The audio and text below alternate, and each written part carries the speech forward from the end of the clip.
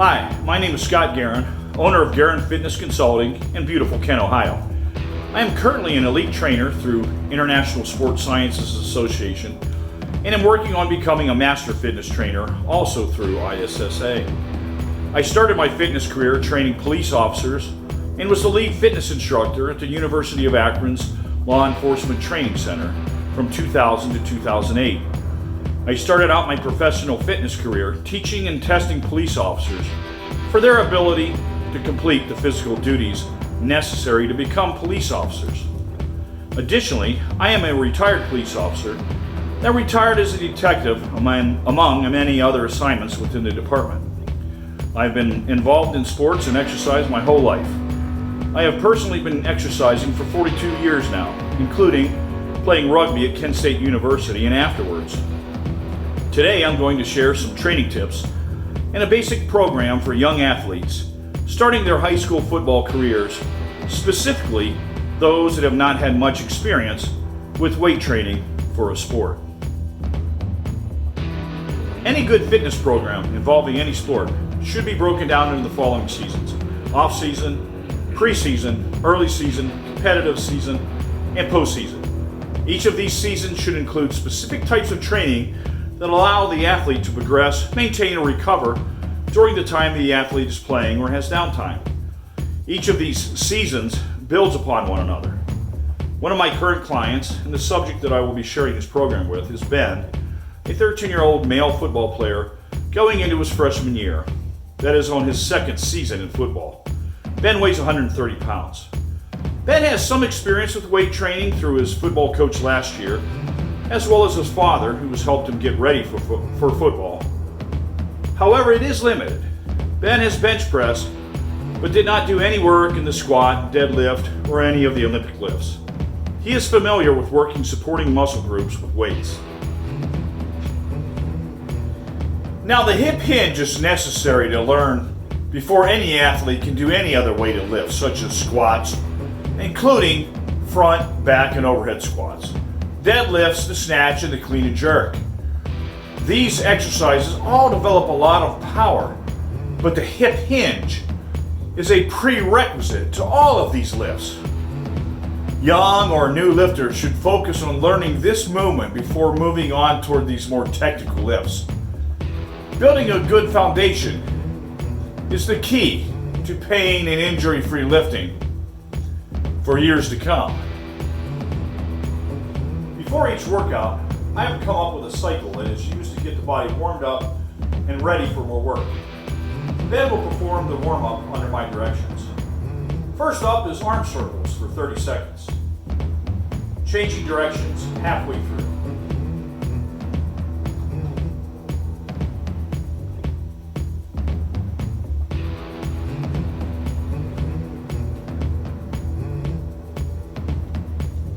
Go ahead and use smaller and bigger circles.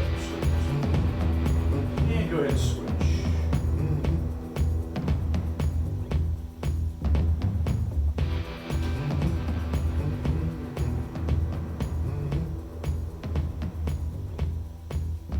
All right, that's got your shoulders warmed up. Now onto a cycle of 10 burpees. Hit it.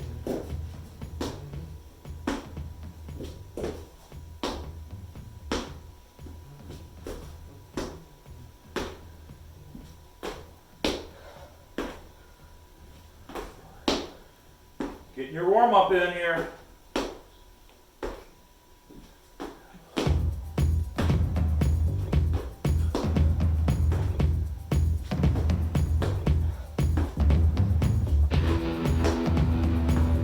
Okay, we're going to give Ben a couple seconds to catch his breath. Next up, when he's ready, Ben is going to perform 15 push-ups.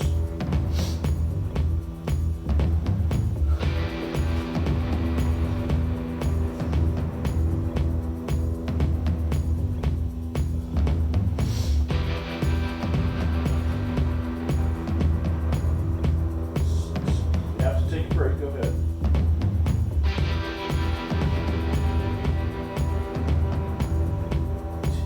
You got 5 more in you.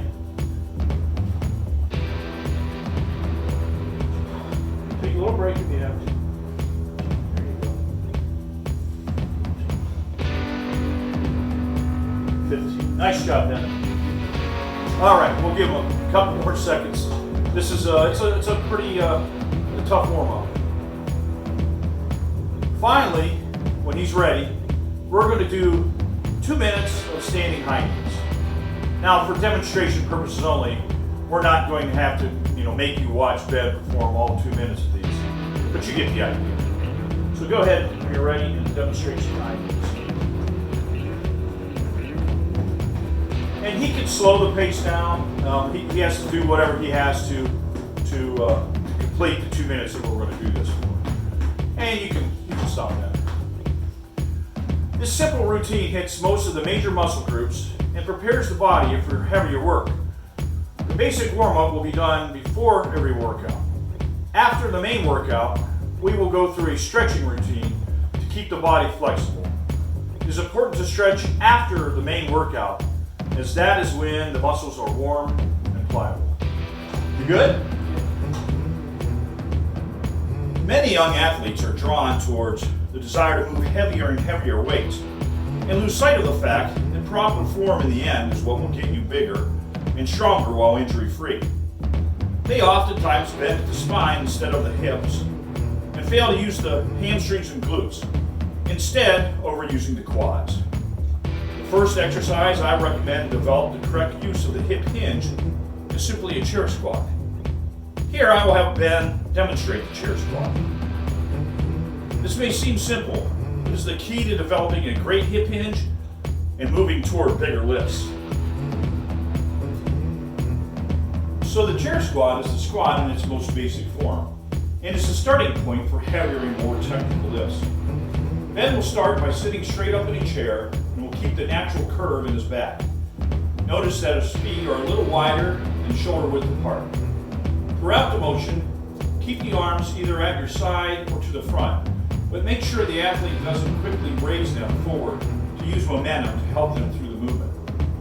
He will begin the motion by keeping his back in the same position and hinging forward at his hips.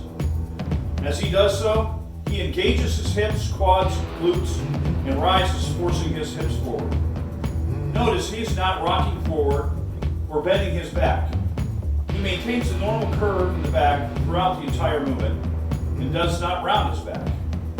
When returning back down, his back will continue to maintain the normal curve and his weight is centered over his feet as he again hinges at the hip. As he is lowering himself down, you will see that his thighs will abduct or spread apart some. When starting this exercise, I suggest the athlete do three sets of 5 reps. Additionally, the movement should be slow and controlled. Since I have limited time for this video, the chair squat was the basic movement I recommend for learning the hip hinge, but there are others such as step-ups and unweighted squats, which you can look up on the internet. But I want to move on to a move which really shows you how to perform the hip hinge. That is the kettlebell swing. These can be done both two-handed or one-handed, but I recommend starting them two-handed in the beginning. To properly perform the kettlebell swing, there's a few things that we need to first understand. Is our arms should be locked, our elbows should be locked. I'm a little bit wider up front, so I can't lock my elbows out totally, but I'm going to lock that joint. My lats and my back should all be engaged. Everything should be tight. So, as we swing the bell up, I'm basically in a push-up position. My back is flat and my arms are straight out. Now you have to understand that this is not a shoulder move. The energy to get the bell up doesn't come from my shoulders itself. It comes from my hamstrings, my knees, my hips, all engaging to come forward as I'm driving my hips forward. So, as we are coming back, we want to get our back to basically a table form, a flat back. I'm coming back, I'm keeping that spine straight. I'm driving down. You're going to notice that my knees are slightly bent, my hips are bent. Now, I'm using my hamstrings, my glutes, and I'm forcing my hips forward. So I'm going to drive that up and drive it up. So I'm using very little shoulder strength. It's all coming from my hips and my glutes. And once again, I'm coming back to that push-up position. This is what's going to develop the skills you need for the heavier lifts to come. This is our stretching routine. This will be used after every workout. First, Ben's going to demonstrate arm circles. We're going to do these for 2 minutes, like we did earlier. And once again, he's making small and big circles and switching directions. Can you demonstrate?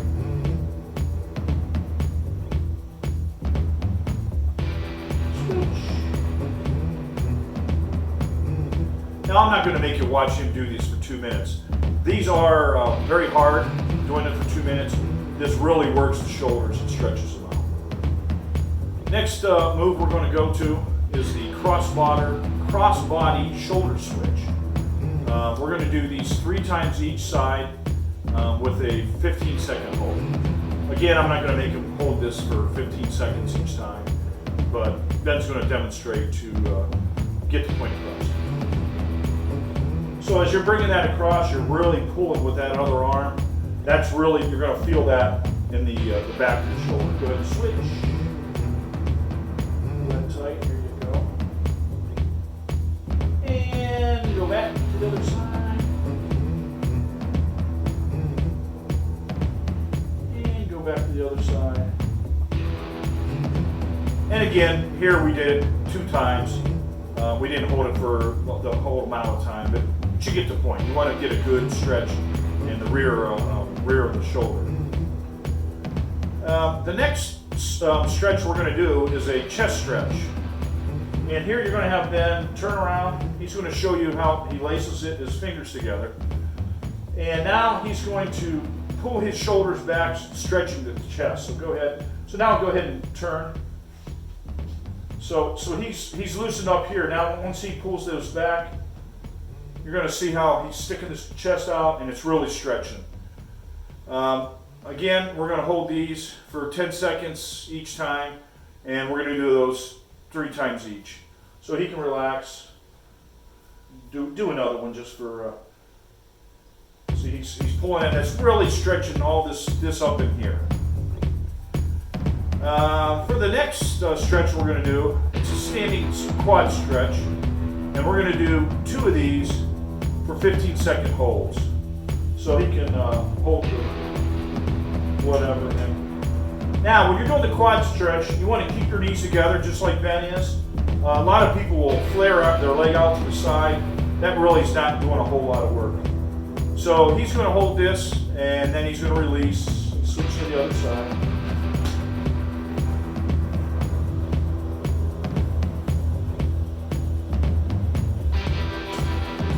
And again, he's holding these for 15 seconds on each side, if I didn't mention that. And we'll go back to the other side one more time.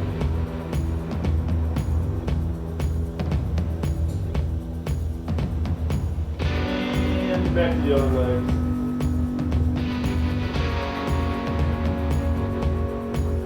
So, like I said, this is our quad stretch. The next thing we're going to move on to is the hamstring stretch.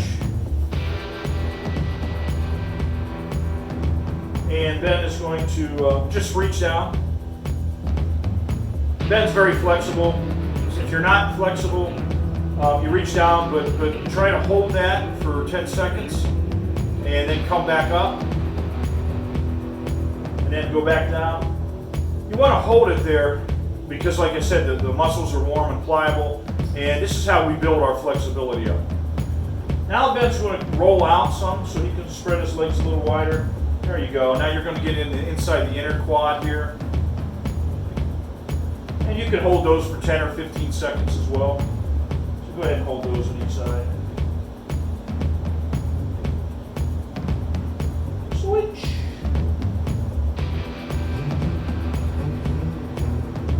So you get the idea how to really warm up the, cool down and stretch the quads and the hams.